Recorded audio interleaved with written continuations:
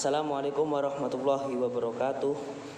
Nama saya Irfan Nur Fahmi dari Prodi Perbankan Syariah dengan nomor MPM 1911130077. Perkenalkan saya di sini untuk menjelaskan suatu tugas dari MK Peradaban Islam yang diampu oleh Bapak dosen Ahmad Mukhlisin MHI dengan judul Peradaban Islam pada zaman Rasulullah SAW. Pembahasan Arab sebelum Islam. Mekah adalah sebuah kota yang sangatlah penting dan terkenal di antara kota-kota di negeri Arab, baik karena tradisinya maupun karena letaknya.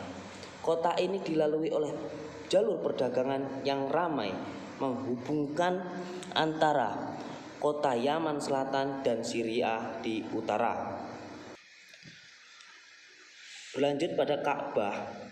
Ka'bah pada masa sebelum Islam sudah menjadi tempat disucikan dan banyak dikunjungi oleh penganut-penganut agama asli Mekah dan orang-orang Yahudi yang bermukim di sekitarnya.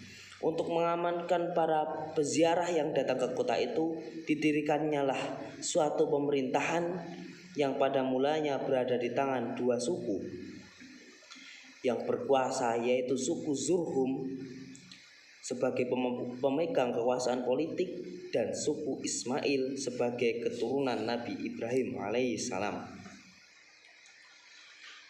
Pada dakwah Rasulullah SAW di Arab ada dua periode. Yang pertama yaitu periode Mekah dan yang kedua periode Madinah. Periode Mekah adalah beberapa kilometer di utara Mekah pada zaman 17 Ramadan 611 Masehi. Di Gua Hiro, malaikat Jibril muncul di hadapan Nabi Muhammad untuk menyampaikan wahyu Allah yang pertama. Pada periode Mekah ini Nabi menyampaikan dakwahnya itu secara sembunyi-sembunyi, yang disebarkan terhadap kerabatnya dan keluarganya melalui istri Rasulullah sendiri, yaitu Siti Khadijah, terus kalangan pemuda Ali bin Abi Thalib dan Zaid bin Haris, yang ketiga dari kalangan budak yaitu Bilal, yang keempat dari tokoh orang tua atau masyarakat itu yang bernama Abu Bakar As-Siddiq. Dan kemudian Nabi melakukan dakwah secara terbuka atau terang-terangan. Setelah dakwah secara terang-terangan, pemimpin Quraisy mulai berusaha menghalangi dakwah Rasul.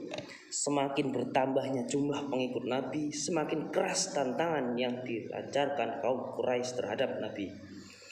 Menurut Ahmad Sayyilabi, ada 5 faktor yang mendorong orang-orang Quraisy menentang seruan Islam. Antara lain, yang pertama, mereka tidak membedakan antara kenabian dan dengan kekuasaan. Yang kedua, Nabi Muhammad SAW menyuruh kepada hak bangsawan dengan hamba sahaya. Yang ketiga, para Quraisy tidak menerima ajaran tentang kebangkitan, kembalinya, dan pembalasan di akhirat.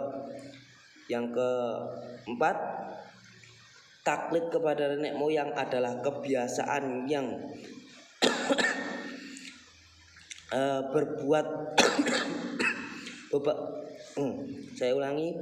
taklid kepada nenek moyang adalah kebiasaan yang